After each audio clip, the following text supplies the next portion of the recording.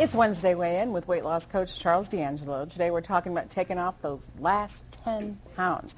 Why is it so difficult for so many people?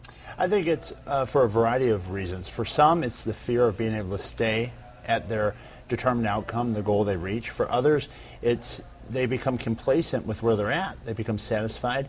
And to fall off here and there becomes far easier because they're happy with how their clothes fit, they're happy with the energy they have, they're happy with the level of health they have.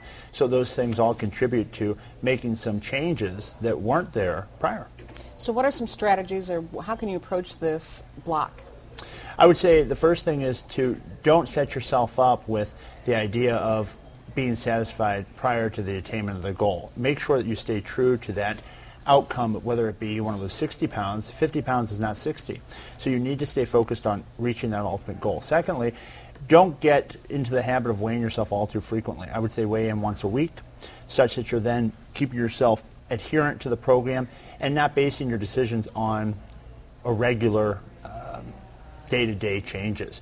Make it more of a consistent weigh-in, like a Saturday morning, something like that. Well, when going back to the first thought about the fact that you're a little worried to get down that low because you're worried about, how low can you go and how long can you stay there. Mm-hmm. Maybe it feels psychologically more comfortable to be in a place where you're fooling around with a couple pounds? It becomes easier to say, well, this is, I guess, where I should be. A lot of people settle. And you don't want to get in the habit of settling, because that's going to lead ultimately to weight gain, because those old patterns slip in. You begin to eat spontaneous again.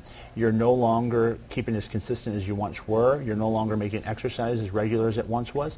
So that spontaneity leads to weight gain, which then leads to the old original weight. Yeah. Is it a myth that there's a set point that you have, that you reach a certain set point and then your body likes to stay there?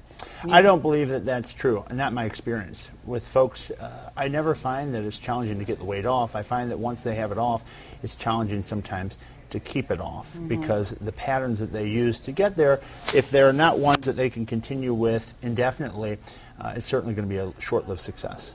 Okay, so when you have a client that's really struggling with the last 10, you just say, hey, go do it. I say, we need to get there, and once we get there, we'll integrate variety and flexibility at that point, not sooner. Okay, and then when you have that, you don't get bored or complacent if you have variety. So it's the spice of life. You've got it. It's the spice of weight loss. Thanks a lot. You can contact Charles on our website at kpillar11.com, and you can also find him on Facebook. And what do you get